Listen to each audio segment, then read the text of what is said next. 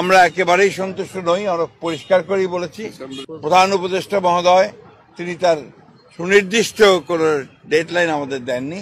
প্রধান উপদেষ্টার সঙ্গে দেখা করে তাকে আমাদের উদ্বেগের কারণগুলো, আমাদের কনসার্নগুলো আমরা জানিয়েছি এবং প্রধান যে বিষয়টি ছিল সেটি হচ্ছে যে নির্বাচনের সুনির্দিষ্ট রোডম্যাপ, যেটা আমরা বেশ কিছু কাল থেকেই বলে আসছি, সেই বিষয়ে তাদের সঙ্গে কথা বলেছি।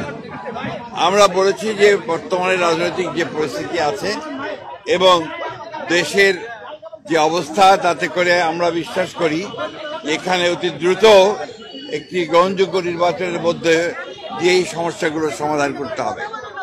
একই সঙ্গে চলমান যে সংস্কার কমিশনগুলো করা হয়েছে, উদ্যোগ নেওয়া হয়েছে সরকারের পক্ষ থেকে, আপনারা জানেন যে আমরা সেগুলোতে সম্পূর্ণভাবে সহযোগিতা করছি এবং গত কয়েকদিন আগে আমাদের সেই সংস্কারের যে আমাদের মতামতগুলো আমরা দিয়েছি এবং আগামীকাল সম্ভবত আমাদের সঙ্গে বৈঠক আছে।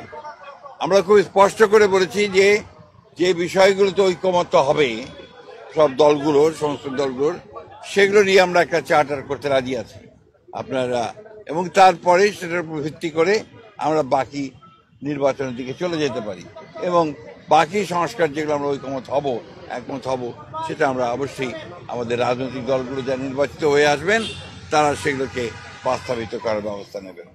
এটাই ছিল আমাদের কথার মূল কথা। প্রধান উপদেষ্টা মহোদয় তিনি তার সুনির্দিষ্ট কোনো ডেডলাইন আমাদের দেননি। তিনি বলেছেন যে ডিসেম্বর থেকে জুনের মধ্যে তিনি নির্বাচন শেষ করতে চান। এই কথা তিনি আজকে আবার বলেছেন।